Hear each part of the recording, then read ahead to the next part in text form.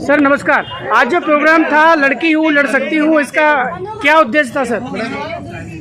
इसका उद्देश्य था जो पूरी व्यवस्था हमारे समाज में है, चाहे वो अस्पताल की हो, पुलिस स्टेशन की हो, स्कूल की हो, रोजगार की हो, काम की हो, चलते फिरते सड़क पर हो, दुकान पर हो, महिलाओं के साथ जो व्यवहार होता है वो कभी दिखता है कभी नहीं दिखता, लेकिन वो व्यवहार जो होता है वो सम्मान का व्यवहार नहीं होता है। और जो अधिकार की बात आती है तो उनको वो नहीं मिल पाते, उनको रोज़गार नहीं मिल पाता। अगर उनके होता है वो शिकायत करती है तो पुलिस संवेदनशीलता के साथ उनको अपना रिएक्शन नहीं बताती। इस सब को बदलना है और इस सब को बदलने का सिर्फ एक ही तरीका है कि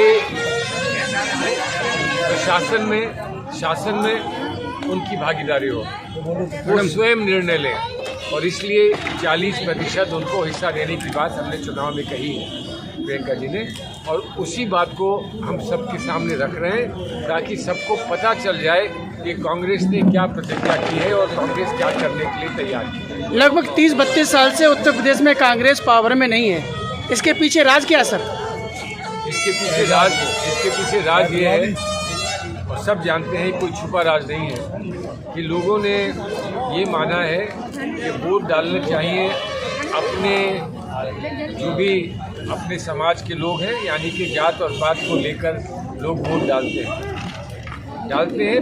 हैं। लोकतंत्र है, उनका अधिकार है, वो जो चाहे वो करें। लेकिन आज हम ये पूछ रहे हैं कि आपने जो भी जात और धर्म के नाम पर वोट डाले हैं उससे आपको संतुष्टि प्राप्त हुई है? आप संतुष्ट हैं? अगर संतुष्ट हैं तो ठीक है, अगर संतुष्ट नहीं है तो फिर परिवर्तन की आवश्यकता है।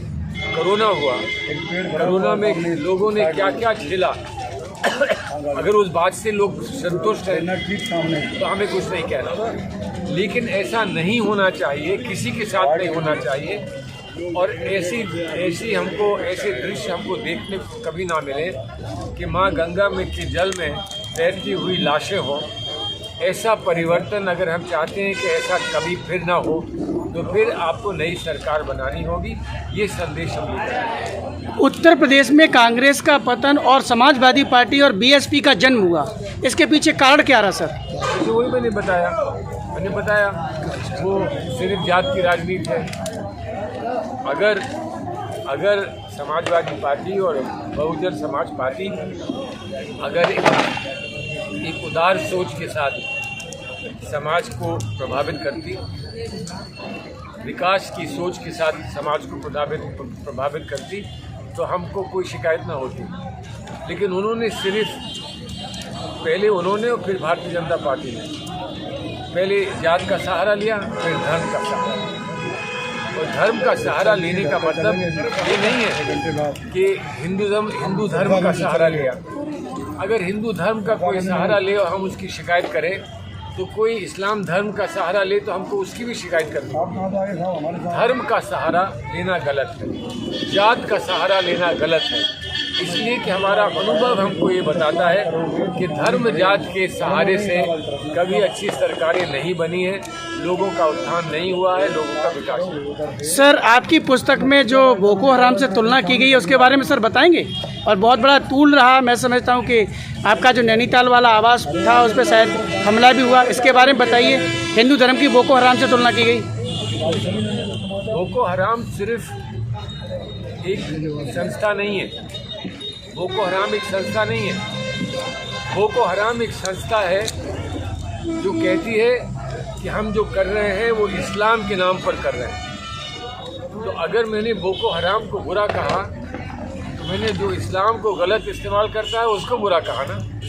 तो अगर मैं इस्लाम को गलत इस्तेमाल करने वाले को बुरा कहता हूँ तो हिंदू धर्म को गलत इस्तेमाल करता है उसको भी बुरा कहूँगा ना। और हिंदू धर्म को जो गलत इस्तेमाल करता है उसको मैंने बुरा कहा तो उन्हें बुरा लगा तो उन्होंने मेरा घर जला दिया। तो जब उन्होंने घर जलाया तो मैंने जो बात कही थी वो तो साबित हो गई ना। बात तो साबित हो गई। अब उसके आगे तो उनसे पूछना पड़ेगा, मुझसे तो नहीं पूछना पड़ेगा। सर राहुल जी हिंदू और हिंदुत्व के बारे में जो बताते हैं, इसका क्या मतलब है सर? कुछ नहीं है, उसका मतलब सिर्फ इतना है, देखिए राहुल जी जो भी बात कह रहे हैं वो जो हिंदू धर्म में विश्वास रखता है उसे तो कोई आपत्ति नहीं होनी चाहिए। वो कह रहे हैं हिंदू धर्म अलग है, अच्छा है, प्रेम का धर्म है, शांति का धर्म है, एक दूसरे की मदद का धर्म है, ये राहुल जी कह रहे हैं। तो राहुल जी जो हिंदू धर्म के बारे में कह रहे हैं उससे तो किसी को कोई शिकायत नहीं होनी चाहिए। फिर वो कह रहे हैं कि दूसरे लोग हैं जो अपने आप को हिंदुत्ववादी कहते हैं, और वो जो हिंदुत्ववादी कहते हैं वो लिंचिंग करते हैं, वो घृणा के साथ पेश आते हैं, वो किसी के साथ गलती करते हैं, किसी को नीचा दिखाते हैं। तो उन्होंने कहा कि ऐसे लोग हिंदू धर्म के नहीं हो सकते। तो कौन कहेगा कि हिंदू धर्म में घृणा है, हिंदू धर्म में हेट्रेड है, हिंदू धर्म में लोगों को मारना है?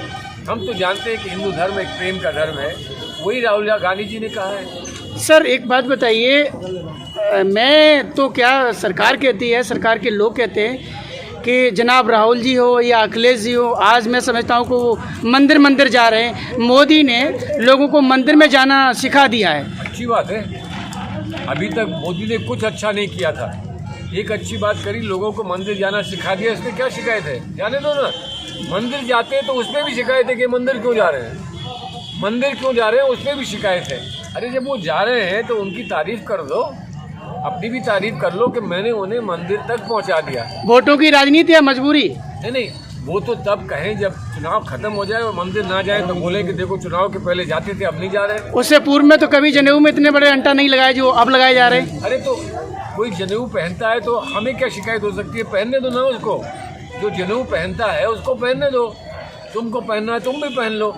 इसमें ये कैसे कुंठा हो सकती है कि वो जनेऊ क्यों पहन रहा है, ये जनेऊ मेरा है तेरा नहीं है? ये कहीं ऐसा, कहीं हिंदू धर्म में ऐसा होता है कि ये मेरा जनेऊ तेरा नहीं है, ये मेरा धर्म है तेरा नहीं है?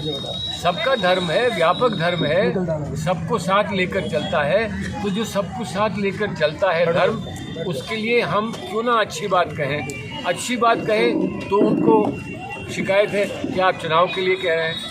तो चुनाव में बुरी बातें तो नहीं कही जाती ना भैया। चुनाव में सबके यहाँ जाते हैं कि प्रणाम जी आपकी कोई सेवा कर सकता हो, ये कहते हैं ना। चुनाव में कोई जाके किसी के घर पे ये तो कहता नहीं है अबे ओए तेरा काम नहीं करूँगा, मैं तेरा काम नहीं करूँगा, वोट देना है तो देना।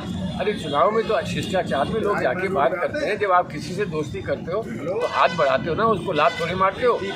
अजय मिश्रा जी टैनी के लिए उन्होंने बोला था कि इस मंत्री को मैं बर्खास्त करवाने के बाद सांस लूंगा। अब राहुल जी पता नहीं क्यों एकदम से उनका दोबारा से कोई कमेंटमेंट नहीं आया, लेकिन अजय मिश्रा टैनी अभी तक तो न बर्खास्त हुए और न ऐसा कुछ हुआ। क्या कांग्रेस कमजोर पड़ गई है क्या? बर्खास्त होने के दो तरीके होते हैं जी। या तो आपका अपना संगठन आपको बर्खास्त कर दे, नहीं तो जनता आपको बर्खास्त कर देती है। उन्होंने कहा मैं करा के रुकूंगा। उन्होंने कहा था कि किसानों के सामने इस सरकार को झुकना पड़ेगा, ये कहा था नहीं कहा था? उसके बाद सरकार झुक गई।